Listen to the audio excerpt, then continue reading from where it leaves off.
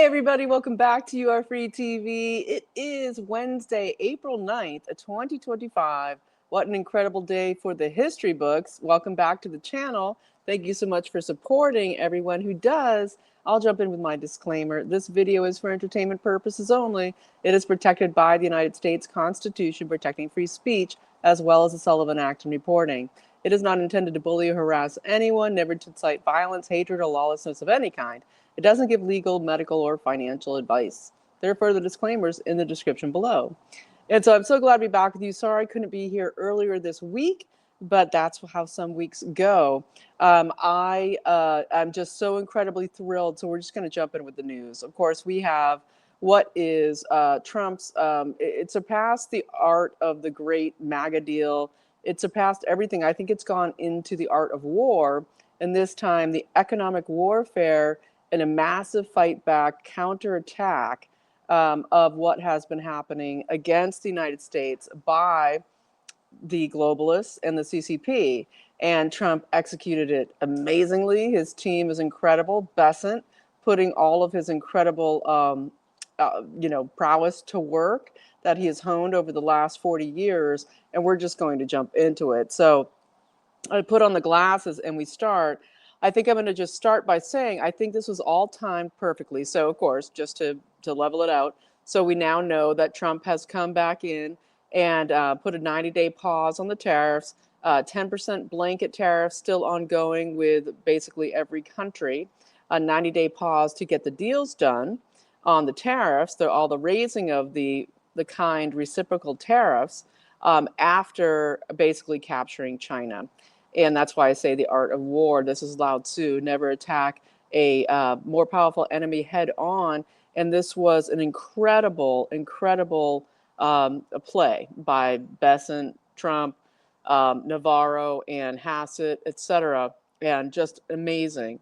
And so what we saw is that this was perfectly timed for having been April 2nd. The reason he chose that day, I believe, is because of the ASEAN countries.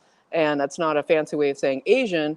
The ASEAN countries are the Alliance of Southeast Asian Nations, and they are meeting up imminently to do their conference to talk about all their economic agreements, how they function as an alliance. And of course, Xi, for the first time ever now, is running over there. Never has attended before, even though has exerted the will of the CCP over all of these countries. So we're talking about, look at who are the first ones to call up Trump. Vietnam, Cambodia, Japan, already in meetings with Japan, Vietnam already in the United States, South Korea on the way. We've got, Thailand, Malaysia, all of these countries now having a massive leverage here with giving the green light by the United States to do direct bilateral, Trump even calls them boutique or bespoke agreements, nation by nation, in order to give them a way to resist the CCP control of Southeast Asia and all of these nations. Because as Trump has said, that what the CCP does is that they push all of their China manufactured crap into these other nations and sell it through them, through proxy, to the United States under the also massive tariffs that these countries have. They have the largest tariffs, basically, most of these countries in Southeast Asia. And so it's been this whole proxy way of getting even more profit for the CCP and the oligarch class there. And it's so amazing because this move, it's definitely the art of war, but it's almost like a Rothschild's Waterloo, Napoleon style, level, incredible move by the Trump team. And also bringing to the forefront so that Americans and the world understands that this economic battle it's a war that's ongoing. That America is at war with the CCP, with the globalists, and that this is now out in the open, that the economic fight is on.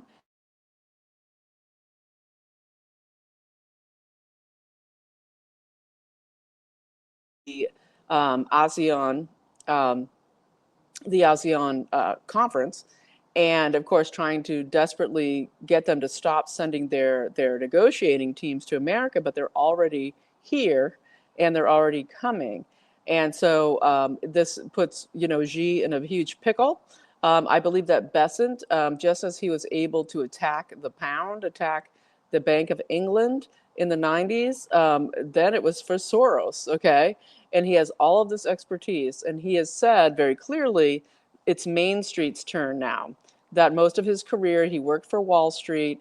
He knew how to increase all the money for Wall Street, and now he's using all of that to fund an economic revival for Main Street, and that Main Street is going to drive investment going forward. So we saw 5 trillion go into people's 401ks today. We saw this 2,900 points on the Dow rise that broke records, I think, from 2008. And this was just an incredible move. And so now that Trump has this 125% tariffs on China, after China was the only one to retaliate and put this incredible, equals to about 200% tariff. And so Trump has said over and over, I'm going after the middlemen. It's the middlemen.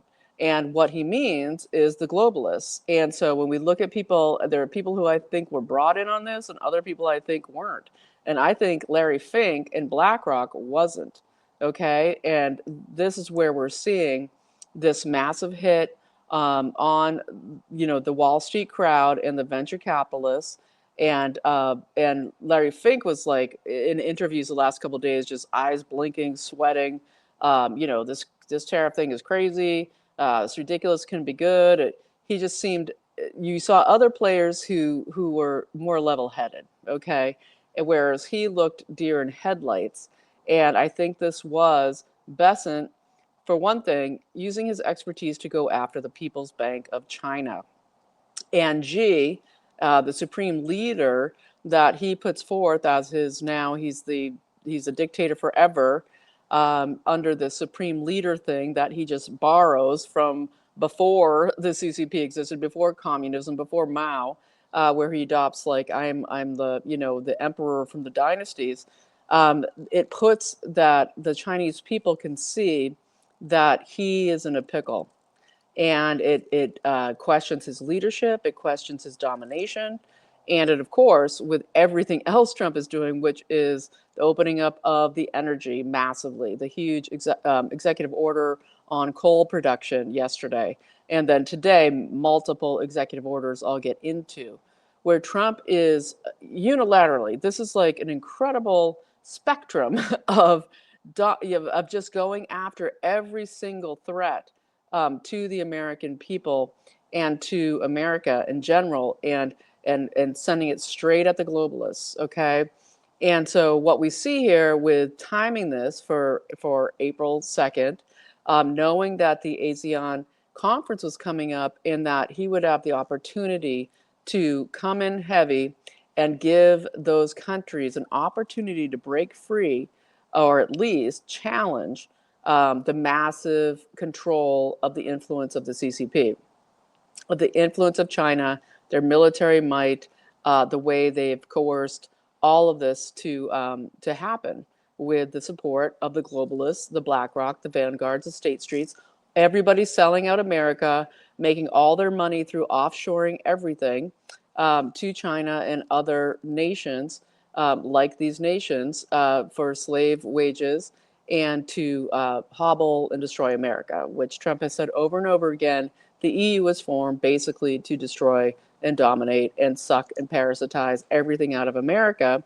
And this is why I say Trump has reclaimed the fourth turning, and it is an incredible thing to watch. Really amazing, just out of this world, amazing. And so Besant, going after the Bank of China, the People's Bank of China, we're calling into question here. This is like Bank of America, the World Bank. So many of these big players, okay, got so screwed in what just happened here in the last 48 hours. And it is incredible to watch. And so, that's my take. I think it was planned to preempt the ASEAN conference and to set up some of the people with the biggest tariffs, and especially as Trump is reorienting geopolitics to take a hemispheric approach, pulling back from NATO, pulling back from Europe, pulling back from so many countries, from globalist controlled countries, that what we're seeing here, as we see Hegseth go and say at the Panama Canal, China will not control this canal. We are working with the leadership of the Panamanians to be at the head here, but we will make sure that China can no longer dominate this canal economically or with with their actual physical presence and takeover. And so we're seeing it, and it's amazing. So I'm going to go on from there and just kind of get into. I think I'll keep coming around here in a bit of a spiral to do with this, because it's all interconnected and it's going to play out in the next few days, incredibly, of course. While we also have the Iran meeting coming on Saturday that Trump seemed to blindside. Oh, and I'll just throw in before I get into Israel that I think this whole thing with Musk. Even though I'm not a fan of so much of Musk's, futurist corporatocracy baloney and the AI thing that's just like sitting out there.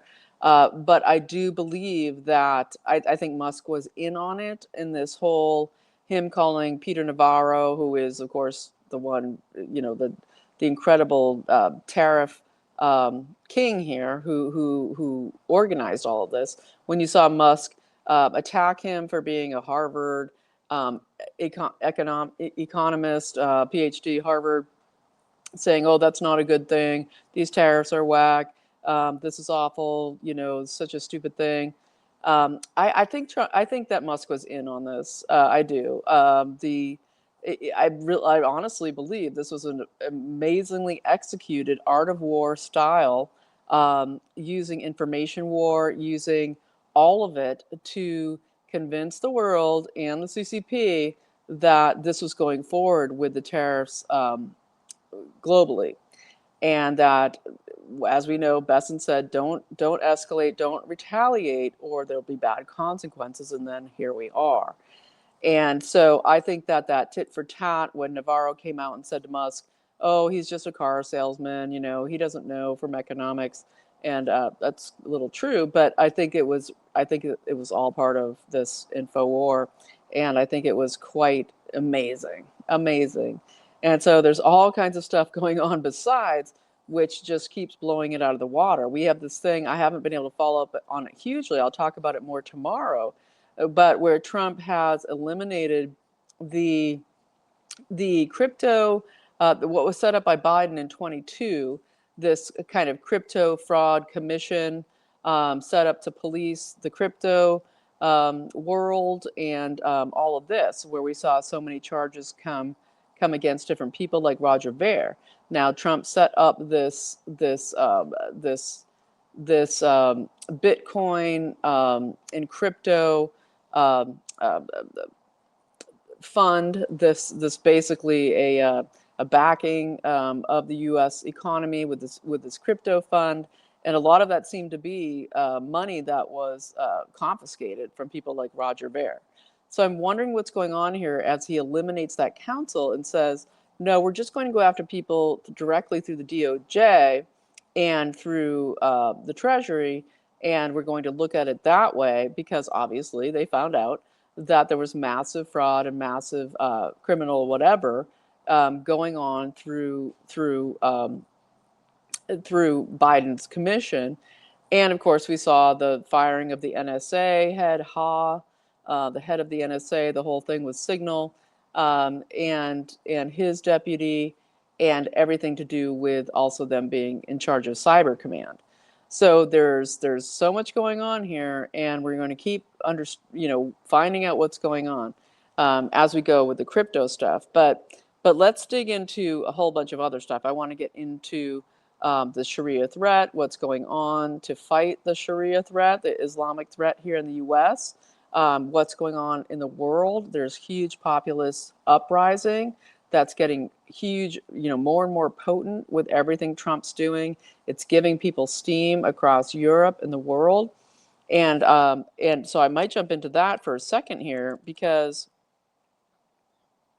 yeah, I'll just reiterate, and I want to go back to Netanyahu. I know how I go around, but I just want to reiterate that the middlemen that Trump is always saying, are in the way. It is this thing through the CCP using this ASEAN alliance countries to basically take all the profits of filtering goods from China through these countries and selling them to the U.S. at these high tariffs. But it's also the banksters, okay? It's the World Bank. It is the Bank of America. It is the People's Bank of China. It is, of course, BlackRock, Vanguard, State Street, and all the massive hedge fund managers.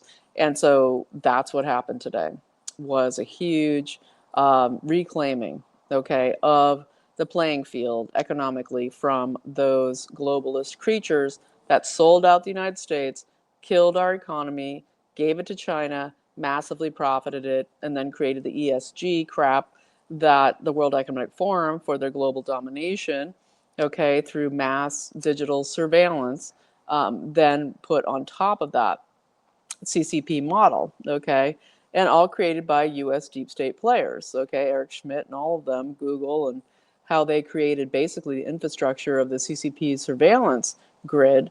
And so we're going to keep following it and see how this all goes. But so look at what's going on in Europe. Or let me touch on Netanyahu real quick. So Netanyahu comes over the weekend to the White House, and he's going to, basically coming to discuss the tariffs, the 17% tariffs.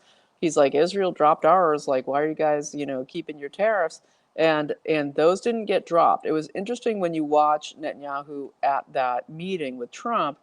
He looked nervous, and JD Vance looked angry, and Trump looked very solemn. So there's been some major conversations there.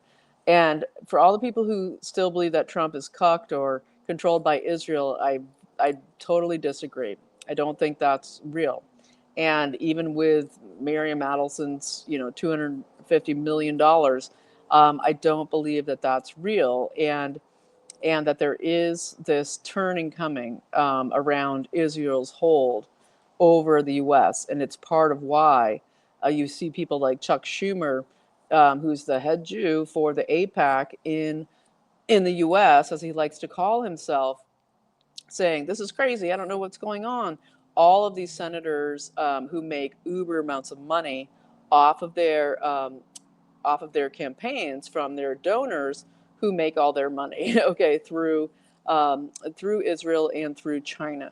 Okay, and so they don't know what's going on because they have no clue for when it comes to the economy or how to do any of this.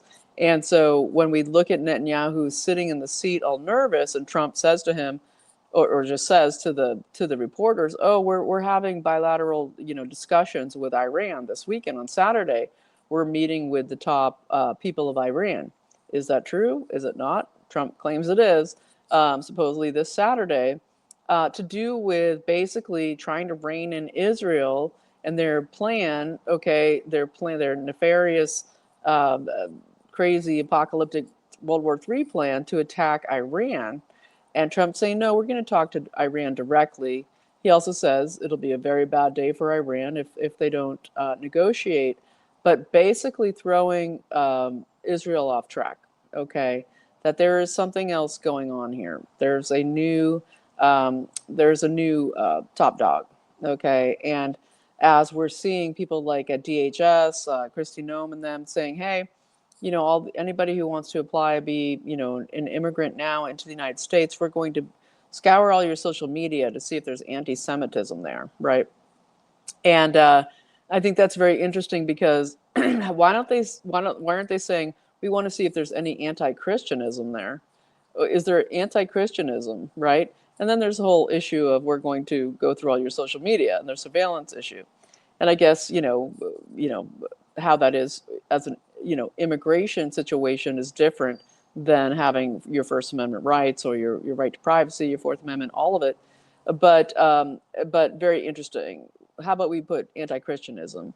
And I believe it is there because Trump has his Christian persecution task force now formed out of the DOJ, and huge things going on to combat Islam in the United States. And so as we watch all of these incredible things happening simultaneously, which is off the hook, we're going to don't doubt that the team there that's assembled is covering all of it, and we're going to keep watching it unfold. So when we go to France and we look at Le Pen, she's now basically declaring political persecution in France, as they've still been having huge protests about her being told that she's ineligible to run, having the judge having made this immediate decision when she knows it's going to immediate appeal, and that in that process, by the rule of law, you can't put out a judgment you're ineligible to run for office. Marine Le Pen being 12 points ahead, set to be the next head of France, okay, next president of France, basically told that she's ineligible to run when in the law there, once you're immediately filing appeal, they have to basically suspend that type of thing. You're ineligible to run. It's on appeal. We don't know what's going to happen. And so that's happening in France. That's huge. And then we also have in this vice grip with China and everything to do with our medicines, we have Trump saying today that he's going to be putting tariffs on big pharma. He's going to be putting tariffs on big pharma. Foreign corporations selling their drugs into the United States are going to have tariffs put on them. So he's trying to force the drug manufacturers to come back to put them, to create them in the United States with HHS oversight by RFK Jr., and that there will be a much more rigorous process. They've been testing the drugs coming out of China, where they're finding arsenic and lead, and also that they're manufactured poorly, so that at least 13% of them don't even function as they're supposed to function. This kind of thing. And so Trump knows that China can cut off the supply of so many things, and so he's forcing this through very quickly, and it is quite thrilling. But when we go further into the EU and we see what else is going on, we have we have also this incredible thing in Austria on Saturday. They had a huge, massive rally in Austria. This has to do with the Freedom Party of Austria. And in Vienna, they had a massive, massive rally. This was Dominic Knepp. He's the leader of the Freedom Party in Vienna. And he's launching a huge campaign to become the mayor of Vienna, to unseat the socialist mayor, Michael Ludwig, the globalist World Economic Forum guy, the one bringing in all the Islamists, the crime, etc. And so his whole platform and the platform of the Freedom Party in Austria is and it's a populist nationalist party of Austria. The platform is to reverse migration, the migration invasion, take down the Islamic rise in Austria, stop the Islamist violent crime in Austria, and stop the green energy scam, which is a coup on Austria's industry. And basically, the whole green scam of the World Economic Forum and the globalists worldwide has always been, for one, to kill the dollar as a world currency, and to hobble all nations based on fossil fuels. And we know with every study or anything that's been done, and it's just obvious, that every nation who relies and utilizes fossil fuels, and they're not fossils, they're not fossils, the earth creates oil, the earth creates natural gas, and it replenishes it. It replenishes it. It's not dinosaur bones. It replenishes it over and over. And while certain areas might be emptied out for a while, you come back 50 years later and they're filled up again. It's what the earth does. That's what God created. And it's amazing when humanity learned how to unleash this incredible energy. And that's why Trump is going for energy dominance and doing it so rapidly, as he did with his executive orders yesterday.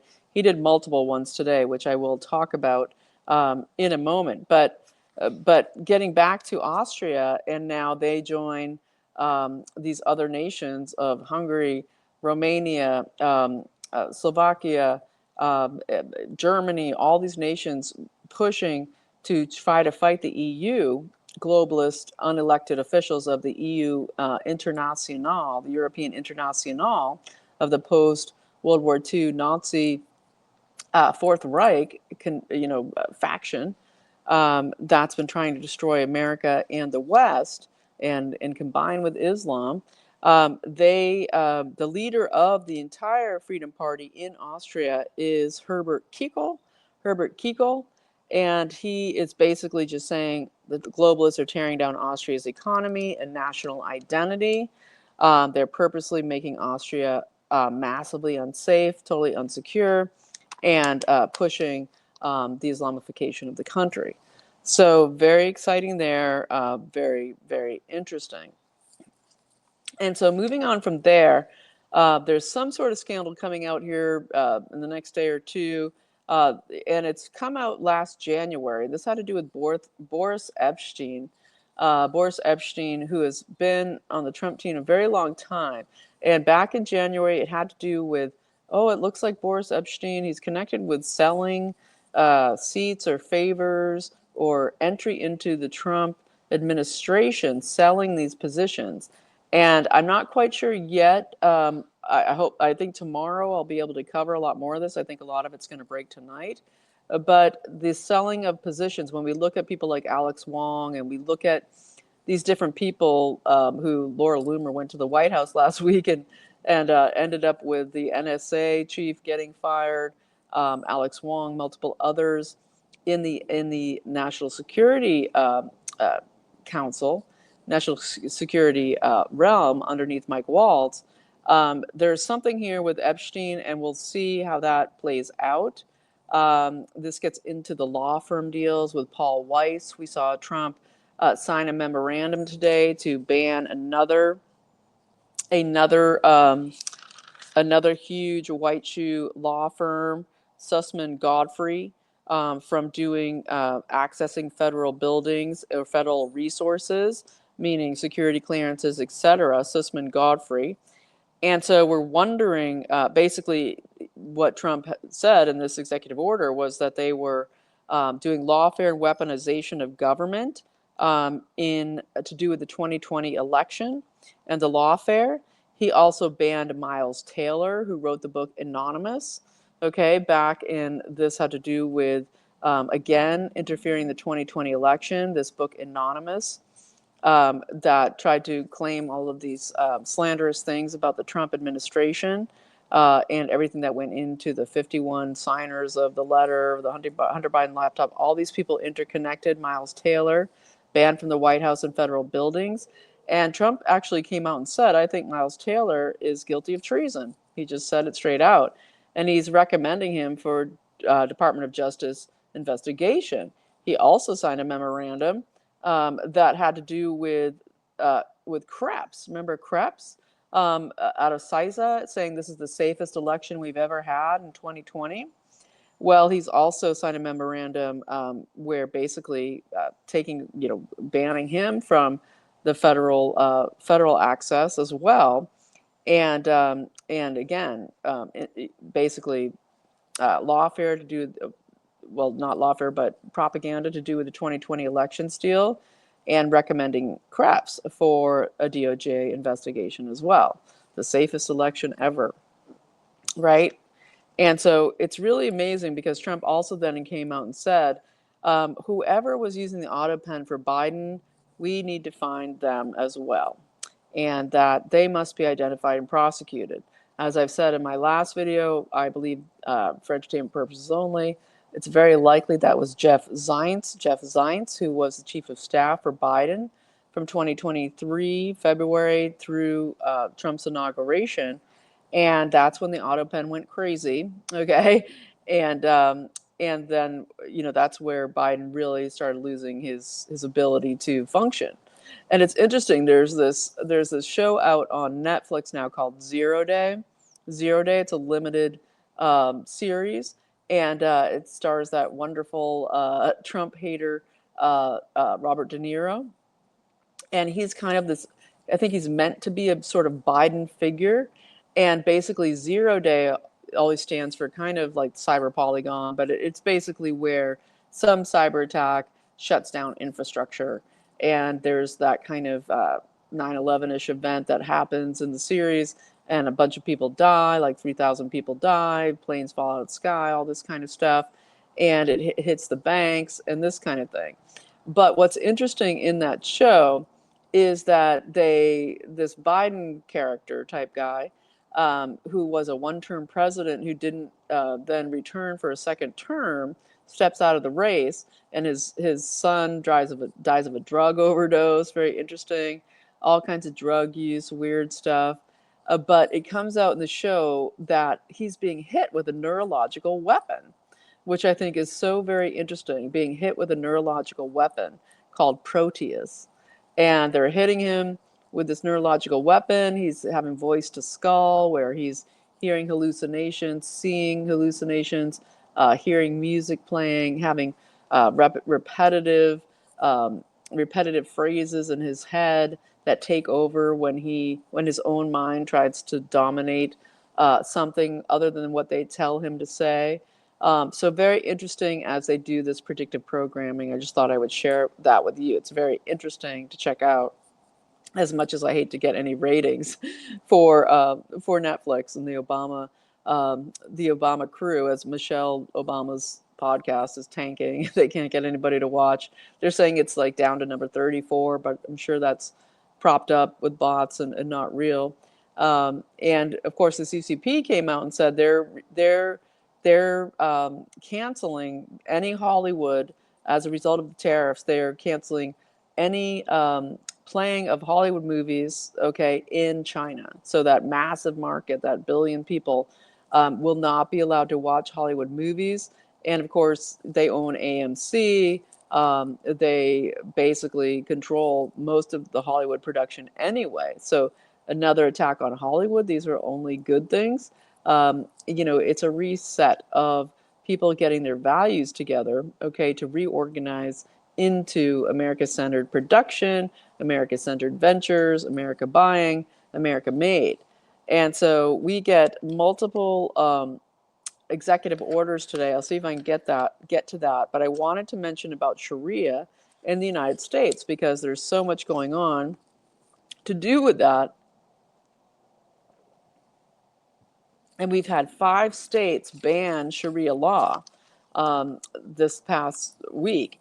And so we have North Carolina, Alabama, South Dakota, Louisiana, and Tennessee, all banning Sharia law in the United States. Fantastic. But it should be banned everywhere in the United States, because Sharia law is, of course, inherently anti-constitutional. And it is, of course, that Sharia law demands that you lie, cheat, kill, um, uh, all in the name of Allah. And we have this Michigan-based corporation that seems to be funding what is going on in Texas specifically, that is not has not declared Sharia law outlawed, but there has been now finally some pushback about these huge neighborhoods that are being built called Epic, where they are all Muslim-only neighborhoods. And this past weekend, but they're being funded out of a Michigan-based corporation. We know Michigan, Minnesota, huge Sharia areas with calls to prayer and everything. Um, and this is, but in they're funding these Epic.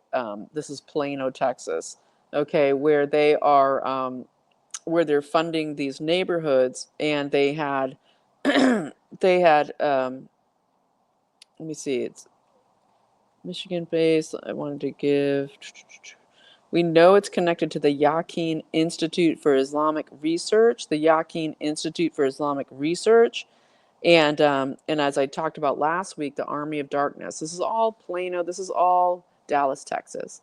And last weekend there was a very disturbing thing that happened, which was they had a huge, for the end of Ramadan, they had a massive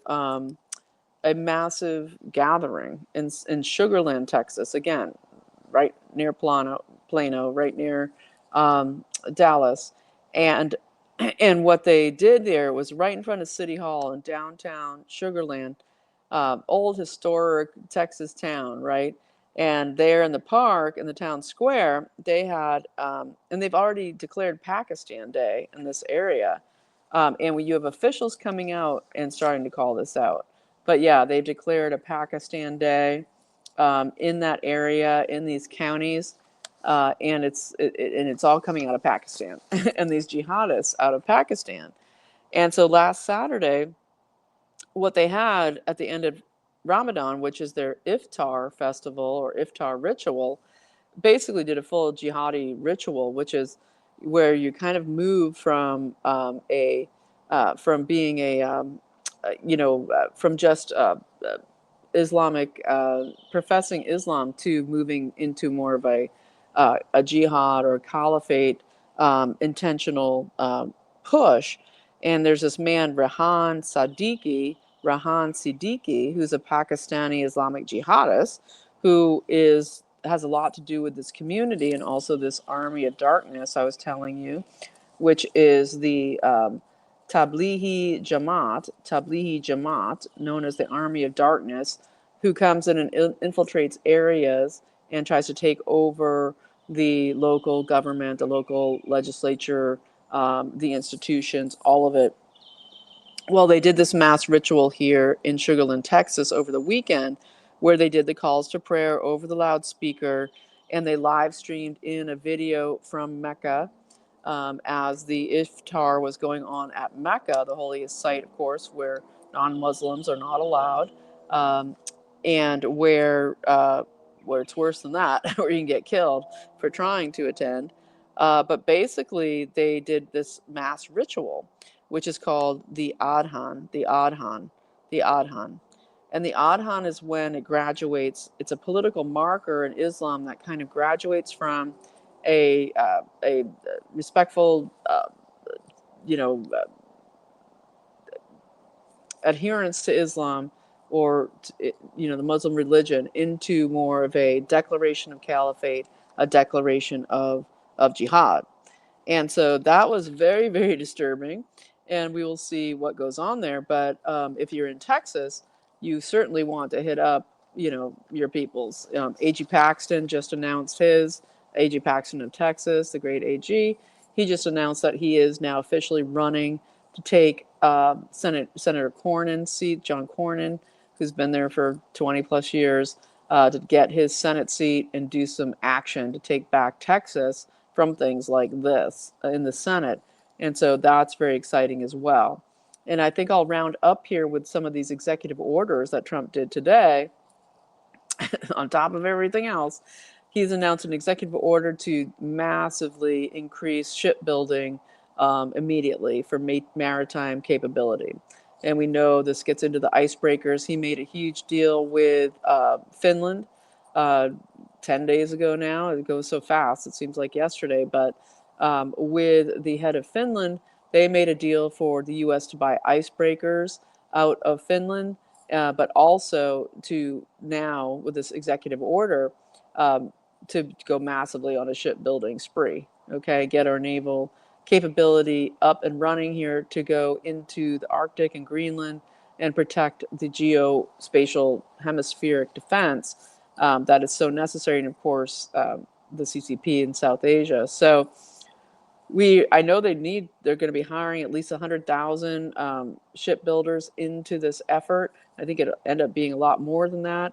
So huge industry and chance for great jobs there. He did multiple other EOs. One of them was to get rid of Biden's water control regulations to do with home appliances. Finally, he's been talking about it since like 2015. Getting rid of the regulation on low flow showers, low flow sinks, low flow dishwashers and washers, and that you can have the option. If you want a low flow apparatus in your appliances, go for it, but it's not required. And he's doing a nationwide executive order to make that real. So that's fantastic. Free the water, free the water. Peak water does not exist. Okay, it's a lie, and we know that that we have incredible water aquifers under our feet that only needs to be tapped in. What Gaddafi was going to do, getting down those deep underground springs to provide clean, the purest water to Libya. One of the reasons they killed him. Didn't want people to know about that because the Bush crime family, all of them.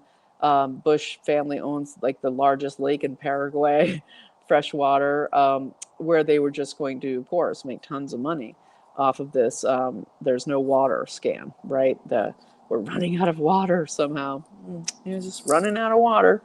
Complete BS.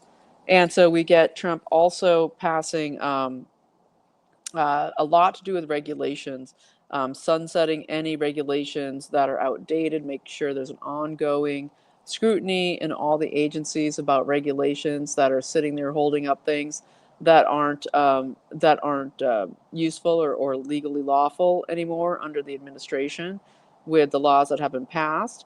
And we also have him doing executive order on really reforming defense spending and procurement and sales and all of it. That basically all the scam contracts, all of the waste and fraud, the stealing, taking forever to produce the goods that you say you're going to do, all of the padding of the books and the wasting of the time and things never coming that they're paying for through their now like $1 trillion defense spending bill, that basically they're going to be re-scrutinizing everything to do with defense and what's being built, where, how, and who can fulfill the contracts and do it in a fast way without the bloat. So there's tons like the waste and fraud. Come on, Doge. It's great to have Doge, but we need it cut. And we're watching, of course, the reconciliation bill, and all of that is kind of a shit show right now. I think I'll have more to talk about with that tomorrow to do with the one big beautiful, not so great bill, but we'll get more into that tomorrow. And so I might leave it there. There's always a ton more to talk about, but that's all the time I have for today. Um, yeah, there is so much more, but we'll get rid of, we'll get on it tomorrow. We'll keep going. Um, so thank you so much for watching. I think that Trump is just kicking it. We couldn't ask for more or faster. People always want the big stuff. They want, I want this person arrested. I want this person. Well, guess what? He's about to flip Krebs. He's about to flip, Taylor. They're flipping. People are going to be flipped. And the big white shoe law firms that we think are just, oh, that's just whatever. They're the hugest lobbyists in DC, working for the criminals of what Trump calls the middlemen.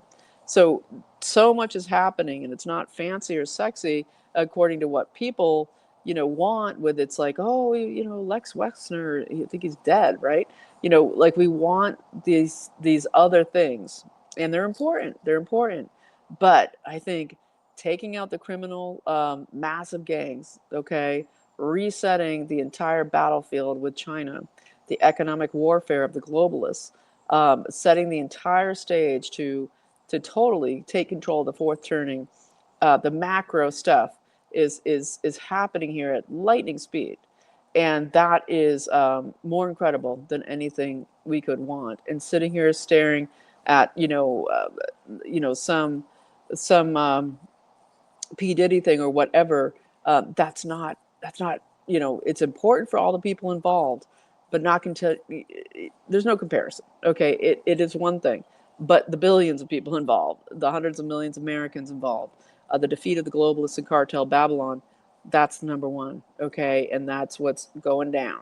So we're on it. Trump is doing incredible stuff, and the corrupt elite merger of billionaires of the West that merged with the globalists, merged with the CCP to totally bankrupt people. They talk about this 401k situation that went on for a couple days. Look at what BlackRock did to your 401ks for all those years with the ESGs and the killing of energy and all of that baloney. So you know, it's huge days to celebrate, and our prayers are paramount. Our prayers are paramount. I think our prayers are having so much to do with this. It is fuel. It is God's fuel as we are spiritual warriors here, backing this brilliant Trump team who have been working on this a long time. So keep up the prayer waves. Your prayers are paramount. God wants to hear from you. And, you know, swords out, right? Because we are rushing towards the gates of hell, rushing towards the truly morally bankrupt people of the world, to take them back and win, with the tools, some of the tools of their games, but all with God's backing. And so that's where we're at. We are free. Thanks so much for watching. And if you got something from this video that you think is added value and you want to support the channel, that'd be fantastic. Allows me to do more videos. But I do believe I'll be back with you tomorrow. And there's so much kind of on the breaking stage here that I really, that's my plan. So I hope to see you tomorrow. You are free, and keep that prayer wave going.